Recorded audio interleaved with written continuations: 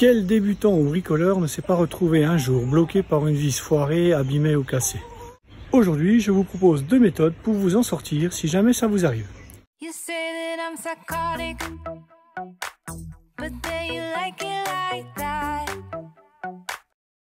Eddy de Permaculture Urbaine, la chaîne du potager bio et de la permaculture des villes, du recyclage et de la construction en palette.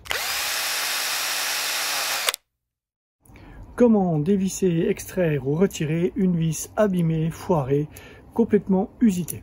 Quand on est débutant comme moi, un petit peu autodidacte surtout, on a l'habitude d'utiliser un maximum de vis quand on fait notamment nos bacs, quand on fait les constructions, que ce soit des carrés potagers, des poulaillers ou des pergolas. À un moment ou à un autre, on se retrouve confronté à une difficulté, la vis foirée. Qui n'a jamais eu ce problème me jette la première vis. Alors il y a, avant d'arriver à la technique ultime de percer et puis de complètement retirer la vis via un forêt métallique, je vous propose retirer les vis et éventuellement éviter de justement foirer votre construction. Et je vous invite tout de suite à les découvrir. Technique numéro 1, le scotch 3M.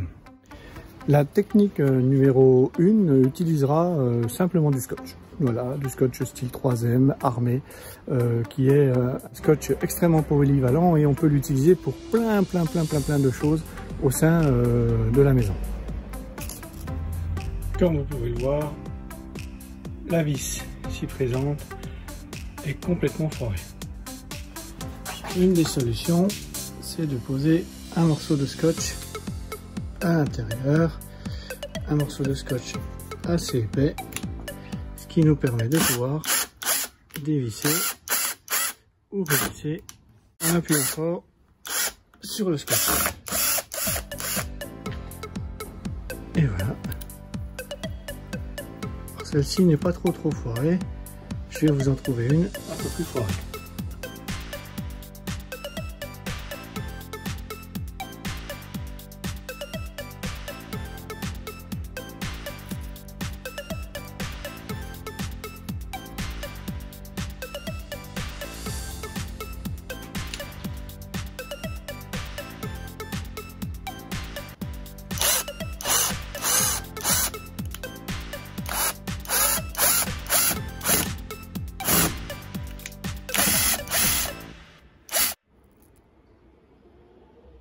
Technique numéro 2, avec l'élastique.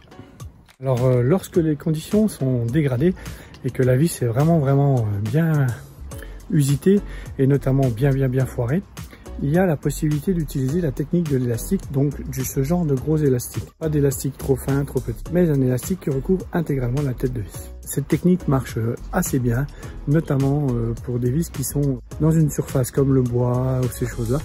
Mais elle a ses limites, notamment pour les vis reliées à des écrous, des boulons ou autre chose de style, comme notamment une tête de lit que je vous montrerai tout à l'heure.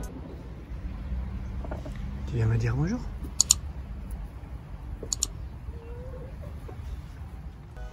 Quand la vis est vraiment très usitée, comme vous pouvez le voir ici, on n'a plus aucune prise sur la vis, elle tourne en rond.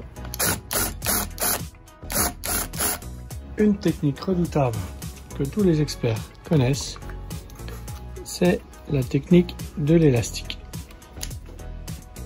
On prend un élastique assez gros, en capacité de pouvoir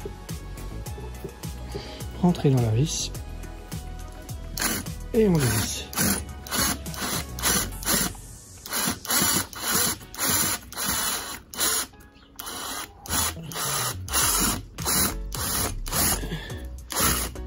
Et voilà, une vis totalement dévissée. Alors, quand la vis n'est pas trop entamée, un morceau de scotch, genre scotch 3M, comme ça, c'est très bien, ça fonctionne bien et ça permet de récupérer la vis. Quand la vis est extrêmement usitée, vous pouvez utiliser la technique de l'élastique qui vous permet de la récupérer et de pouvoir vous en sortir. Alors, comme tout tuto, rien ne vaut la preuve par l'exemple. Voici ma vis. Voici la vis du lit de la petite. Quoi que je fasse, ça tourne dans le vide. Alors la technique va être assez difficile puisque pour ceux qui le savent, ces genres de vis elles sont reliées à un écrou qui est derrière, là, creux, et il faut le traverser de part en part. Et donc apparemment, c'est au niveau de l'écrou que ça pose problème. Donc là, ce qui m'intéresse, c'est pas trop de visser, mais de la dévisser. Donc ici, on y pose l'élastique. Voilà. On appuie bien fort.